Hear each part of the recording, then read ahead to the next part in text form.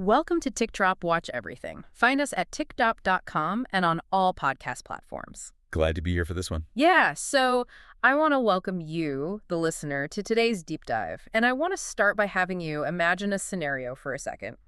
Let's say you walk into a high-end luxury boutique in Geneva today. Okay.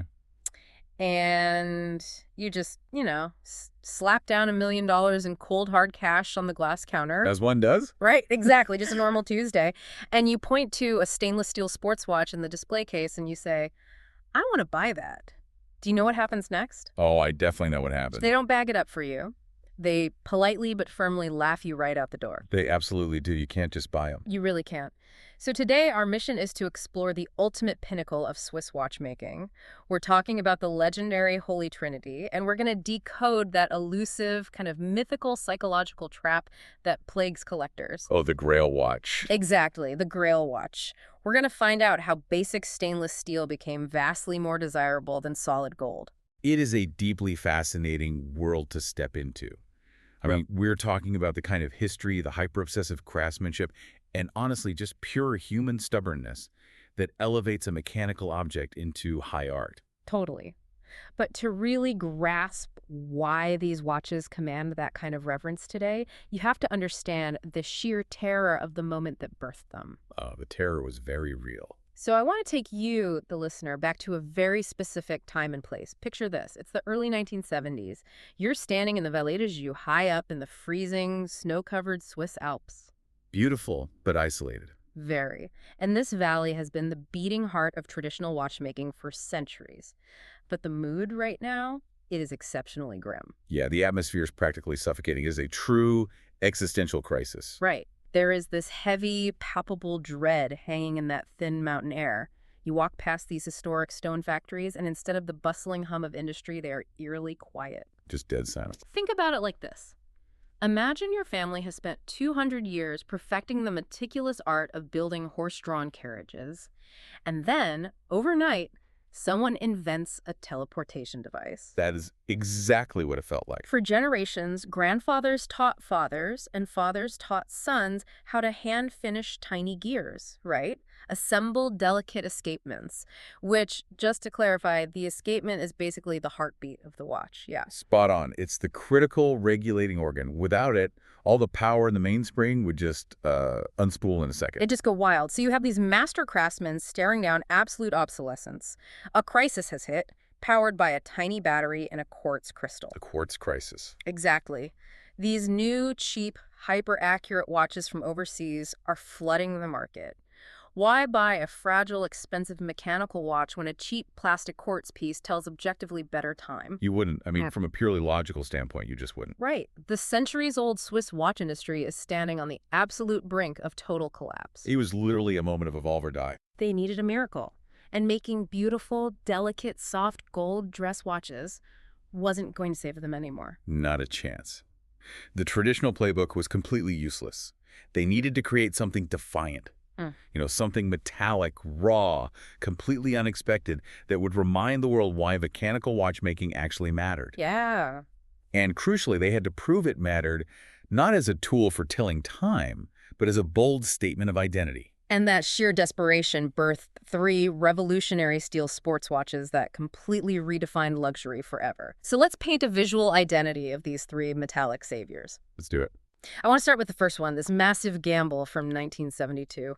I've seen pictures of the early models. It looks like a retro dieting helmet bolted onto a chunky metal bracelet. Yes, very industrial. Super industrial. It's aggressive with this octagonal bezel and these exposed screws right on the front. It's just so unapologetic. You're talking about the Audemars Piguet Royal Oak, designed by the legendary Gerald Genta. And you're right about the gamble. They priced this stainless steel watch higher than most of their solid gold dress watches. Which is insane. At the time, it was considered absolute commercial suicide. That's the part that blows my mind. How do you take basic stainless steel? I mean, the exact same stuff you make kitchen sinks out of and somehow justify making it vastly more expensive than gold. Well, it comes down to the how and the why behind its manufacturing. You see, up until 1972, high-end horological tools, the milling machines, they were all calibrated for soft precious metals. Gold, platinum, things like that. Right, because that's all they worked with. Exactly. And stainless steel is incredibly tough. So when Audemars Piguet started trying to shape that complex, sharp octagonal case out of steel, it literally shattered their milling machines. Wait, really? Shattered them? Yes. They were destroying expensive drill bits left and right. The cost wasn't in the raw material, it was in the broken tools and the hundreds of hours of manual labor required to finish tough steel to a jewel-like standard. So they were just burning through equipment. Completely. Getting those perfect brushed surfaces next to highly polished, mirrored, beveled edges on a steel case was an absolute nightmare. Wow. So you're paying for the sweat and the shattered machinery. That completely changes the perspective. So then, lightning strikes twice.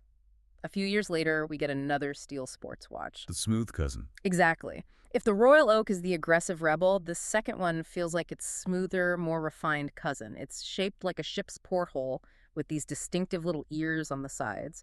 And it has this stunning horizontal grooved sunburst style. That would be the Patek Philippe Nautilus, released in 1976. Also designed by Gerald Genta, by the way. The guy was on a roll. He really was. He actually sketched the design on a napkin while sitting in a restaurant at the Basel Watch Fair, just looking at some Patek executives across the room. No way. On a napkin? Yep. It was the perfect, seamless marriage of ruggedness and effortless elegance. And the marketing tagline was brilliant. It was, "One of the world's costliest watches is made of steel." I love that. Just totally owning the audacity of it. And that brings us to the third piece of this trio in 1977, the Vacheron Constantin 222. A classic. Yeah.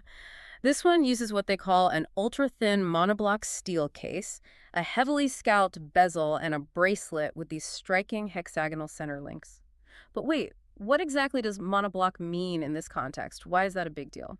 So monoblock means the case is machined from a single, solid block of metal. Most watches have a separate case back that screws or snaps on that lets the watchmaker access the movement. Right. But a monoblock case doesn't have a removable back. The movement has to be loaded in through the front, under the dial and the crystal. Oh, wow. That sounds complicated. It is, but it makes the watch incredibly rigid and much more water-resistant without needing to add thick screw threads. That's what allowed the 222 to be astonishingly thin and sleek. Okay, so let me step back and ask this. Why these three specific watches? I mean, if some random unknown brand released the Royal Oak in 1972, it probably would have just vanished into the bargain bin of history, right? Oh, absolutely. It would have been a weird footnote. So they succeeded because of who made them. Exactly. When you bought one of these steel sports watches, you weren't just buying tough metal. You were buying the pedigree of the Holy Trinity of watchmaking.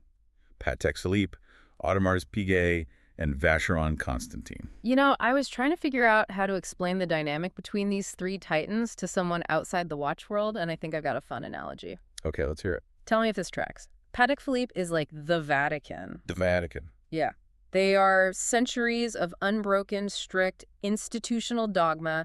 They are the untouchable deity. They set the absolute rules of conservative perfection. Okay, I see that. Then Audemars Piguet, they're like the slightly rebellious offspring, like a classical symphony violinist who suddenly picked up a distorted electric guitar in the 1970s and just never looked back. They have the classical training, but they want to shred. That is remarkably accurate. And Vacheron? Vacheron Constantin is like a quiet, omnipresent spirit, an exclusive secret society. If you know, you know. They don't need to shout. That is exceptionally accurate. The Right. Vatican, the rock star violinist, and the secret society. It captures their modern brand identities perfectly. Yeah. And Vacheron is actually the oldest of the bunch, operating continuously since 1755. Wow, 1755. Yeah. Patek came along in 1839 and AP in 1875. So what actually gets you into this trinity? It can't just be about being old, right? There are plenty of old brands. No, age is just the baseline. It's a very specific combination of factors. First, it's that uninterrupted historical existence. They have survived the French Revolution, multiple world wars, economic depressions, and the quartz crisis without ever once closing their doors. That's wild. Just continuous operation. Exactly. Second, it's their dominant technical prowess. We're talking about the brands that literally invented the perpetual calendar wristwatch. Which is basically a mechanical computer that automatically adjusts for leap years, right? Exactly. Or they pioneered grand sonneries and minute repeaters. And a minute repeater, that's the complication that actually chimes the time out loud using tiny internal hammers and gongs. Precisely. Before electricity, if you woke up in the dark, you couldn't see your watch. A minute repeater allowed you to slide a lever on the side of the case, and the watch would physically chime the exact hour, quarter hour, and minute. That is so cool. It is one of the most agonizingly difficult mechanisms to build and tune, and the third pillar of the Trinity is finishing, the meticulous, borderline, obsessive hand finishing of their movements. This is the stuff that really gets me, like the Côte de Genève. You see these beautiful, sweeping, rippling stripes applied to the metal bridges of the movement. Why did they start doing that? It wasn't just to look pretty originally, was it? No, it originally served a highly functional purpose. Back in the early days of pocket watches, dust was a massive enemy of the oiled gears. Oh, because the cases weren't sealed well. Right. So by carving those microscopic sweeping grooves into the brass or silver base plates, the Côte de Genève would actually catch and trap microscopic dust particles, keeping them away from the vital moving parts. But today, with modern hermetically sealed cases, it's just a pure flex of human skill. Totally. They spend hundreds of hours using wooden pegs and diamond paste to polish microscopic bevels on gears that the owner will never ever see. It's luxury for the sake of the art itself. Exactly. It's about a philosophy of uncompromising excellence. Okay, let's unpack this for a second because I have to push back here. Go for it. If we're talking about historical dominance, technical prowess, making the most famous, highly coveted watches in the world, why isn't Rolex in the Trinity? Everyone knows Rolex. If you ask anyone on the street to name a luxury watch, 99% of them say Rolex. It's the most common question in the watch world. But to understand why Rolex isn't in the Trinity, you have to understand the difference in their foundational business philosophies. Okay. Rolex is, without a doubt, the ultimate luxury tool watch. They mass-produce incredibly robust, reliable, and precise timepieces. You can take a Rolex to the bottom of the Mariana Trench or the peak of Mount Everest, and it will survive. Built like absolute tanks. Yes, but they are highly engineered, industrialized machines. The Trinity is about horlogery, high horology. It is about hyper-complex, fragile, painstakingly decorated movements. Oh, I see. Rolex doesn't make minute repeaters. Rolex doesn't spend 2 weeks having a single artisan hand-polish the inner corner of a gear bridge. Think of it this way. Rolex is a top-of-the-line, bulletproof, mass-produced luxury SUV. It will never let you down. And the Trinity. The Trinity is a hand-built, bespoke hypercar. You don't buy the hypercar to commute in the snow. You buy it to marvel at the engineering. That clears it up completely. It's industrial perfection versus artisanal obsession. What about a brand like Lange and Söhne? Anyone who has looked at the back of a Lange knows their finishing easily rivals and sometimes beats Patek. Why aren't they in the club? Lange's finishing is undeniably some of the best on the planet. Their hand-engraved balance cocks are legendary. But remember the very first rule of the Trinity. Uninterrupted history. Exactly. Lange's lineage was tragically broken. Their factory in Glashütte, Germany, was destroyed by a bombing raid on the absolute last day of World War II. Oh, man. The last day. Yeah. And shortly after, the company was expropriated by the Soviet-backed East German government during the Cold War. The brand basically ceased to exist until the Berlin Wall fell, and Walter Lange revived it in 1990. So they missed the cut just because of that gap. Just because of that 50-year gap in their existence. The purists do not play around. They really don't. So you have these 3 untouchable, unbroken brands, and they create these incredibly specific steel watches that become objects of absolute feverish desire. Which brings us to what drives people to acquire these pieces. Let's talk about the grail watch concept. The grail is perhaps the most dangerous concept in horology. Right, because the term comes directly from Arthurian legend. The Holy Grail, the cup that caught the blood of Christ, offering eternal youth or infinite sustenance.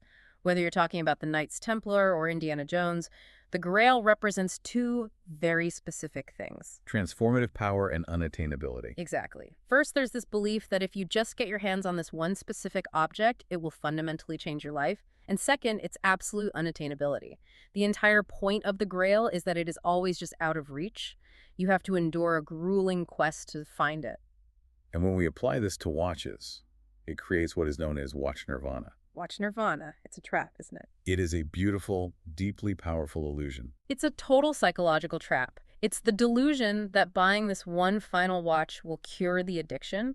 I've actually done this with guitar collecting. Oh, I'm sure it translates perfectly. It does. You convince yourself, if I just buy this one vintage Fender Stratocaster, I'll never need another guitar. I'll be completely satisfied. You drop the money, the thrill lasts exactly 1 week, and then you're right back on the forums at 2 a.m. looking for a Gibson. It's the exact same mechanism. It's the horological equivalent of the hedonic treadmill. Human nature dictates that the thrill is in the hunt. So what happens when you finally get the Grail watch? Well, for a month, the heavens open. You stare at your wrist constantly, and then the dopamine fades. It just becomes an object sitting in your watch box. You start reading about another reference. The craving returns. You haven't reached nirvana. You've just reset the cycle. Exactly. Many collectors end up selling their supposed grail just to fund the hunt for the next grail. So the pursuit is the actual product. But I want to shift gears because the industry hasn't just been frozen in amber since the 1970s. As much as we revere Patek, AP, and Vacheron, there is a very lively debate happening today about whether there's a new trinity. Oh, it is a highly controversial topic. The old guard is incredible, but you have to ask who is actually pushing the boundaries of the art form today. Right. So let's enthusiastically debate some of these modern contenders. F.P. Journe is usually the first name that comes up. Francois-Paul Journe is this fiercely independent watchmaker, and he does something absolutely insane. He crafts his movements entirely out of solid 18-karat rose gold. Which, to connect back to our earlier point about machining steel, is incredibly difficult for the exact opposite reason. Because it's too soft. Yes. Gold is so soft that trying to machine it into tiny, precise, functional gears and base plates without it warping or shearing is an absolute nightmare. It's artisanal madness. It is. Journe's production is tiny, maybe 900 watches a year. The wait lists are functionally closed to new clients, and the auction results for his early pieces are staggering. He captures that same sense of exclusive high-art horology that Patek does, but with a highly distinctive, eccentric flair. Okay, what about stepping outside of Switzerland entirely? Grand Seiko. For decades, this was Japan's best-kept secret. But their craftsmanship is terrifyingly good. They use this obsessive technique called zaratsu polishing. What does that actually mean? So zaratsu is a method of tin plate polishing. The artisan presses the steel or titanium watch case against a rotating tin plate coated with an abrasive compound. It requires years of muscle memory to get the pressure and angle exactly right. Because if you push too hard, you ruin it. Exactly. The result is a perfectly flat, distortion-free, mirrored surface. If you look at a zaratsu polished case, the reflection doesn't warp at the edges. It is razor sharp. And they pair that traditional handcraft with their spring drive movement, which is wild. It uses a mainspring like a mechanical watch, but regulates the unwinding with an electromagnetic brake instead of a ticking escapement. Resulting in a second hand that doesn't tick, but glides in a perfectly smooth, silent, continuous sweep. They absolutely challenge the geographical exclusivity of the Swiss Trinity. All right, I'm going to throw a massive curveball into this new Trinity debate. Uh-oh. Casio's G-Shock. You want to put a plastic resin digital watch in the Holy Trinity of watchmaking. Hear me out. If we define greatness by absolute mastery of a specific domain, consistent production, and undeniable global cultural impact, who beats the G-Shock? The Trinity mastered delicate micromechanics. Casio mastered absolute, uncompromising indestructibility. You can drop a G-Shock out of a helicopter, run it over with a literal tank, and it still keeps perfect time. That's true. And a billionaire collector with a $30 million Patek will still have a $50 G-Shock in their watch box, and they will wear it with pride. Doesn't that cultural ubiquity count? You're making a compelling argument for democratization versus exclusivity. The traditional Trinity is defined by what it excludes, right? The price and the wait lists ensure most people will never own one. Right. The G-Shock is defined by what it includes. Everyone can own one. But if we are talking about high horology, we are talking about mechanical artistry. A tourbillon takes weeks to assemble and finish by hand. A G-Shock module is stamped out on an assembly line. Fair enough. The purists would definitely come for us with pitchforks. They'd riot if you put it next to a platinum tourbillon. Okay, so bringing this all together, what does all this history mean for you, the listener, today? How did these desperate 1970s steel sports watches actually change things? It marks the exact pivot point in history, when the fundamental purpose of the mechanical watch permanently changed. Before the quartz crisis, a mechanical watch was a necessary tool. You needed it to catch a train or navigate a ship. Right, you had to have one. But when cheap quartz arrived, the mechanical watch lost its job. The Holy Trinity, through pieces like the Royal Oak and the Nautilus, saved the industry by transforming the mechanical watch from an obsolete tool into the ultimate global status symbol. They made the intricate mechanics the actual point of the object. Exactly. And you can see the undeniable proof of that in today's market. The numbers are mind-boggling. We are talking about an auction market where a Patek Philippe Grandmaster chime sold for over $31 million, or the Henry Graves super complication selling for $24 million. But it's not just the auction market for ultra-rare pieces. Look at the modern versions of the very watches that saved the industry in the 70s. As we said at the start, if you walk into an AP boutique today and ask for a steel Royal Oak, or a Patek boutique and ask for a Nautilus, you simply cannot buy one. The production numbers are kept intentionally low. It creates this environment of artificial scarcity. It preserves the myth.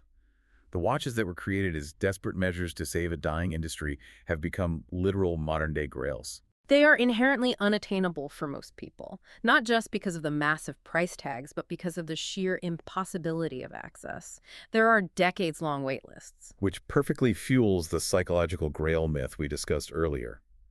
The unattainability isn't a bug, it is baked right into the modern business model. Which brings us to the verdict. We've talked about the history, the artistry, the desperation of the quartz crisis, and the modern hype. It is time to make a choice. Right. Short and punchy.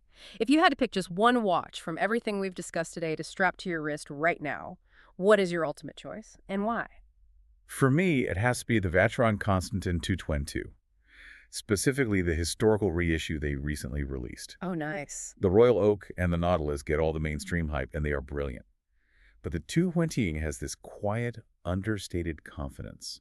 That scalloped bezel is so architecturally interesting, and the way the integrated bracelet flows like liquid metal on the wrist is incredible. Playing it a little safe with the quiet spirit, aren't we? I mean, it's gorgeous, but it's polite. What's your pick then? For me, I am going with the original 1972 Audemars Piguet Royal Oak. Going straight for the aggressive rebel. Absolutely. I choose it for its sheer, undeniable audacity. I mean, imagine the bravery it took in 1972 with your company facing bankruptcy to say, let's make a watch out of basic steel. Let's leave the screws exposed on the front so it looks like heavy machinery. Oh, and let's charge more for it than our solid gold pieces. It was wild. It was such a massive, rebellious middle finger to the establishment. It shouldn't have worked, but it changed the luxury world forever. It is very hard to argue against the watch that literally burst the luxury sports category out of thin air. Exactly. But before we go, I want to leave you, the listener, with one last thought to chew on as you go about your day.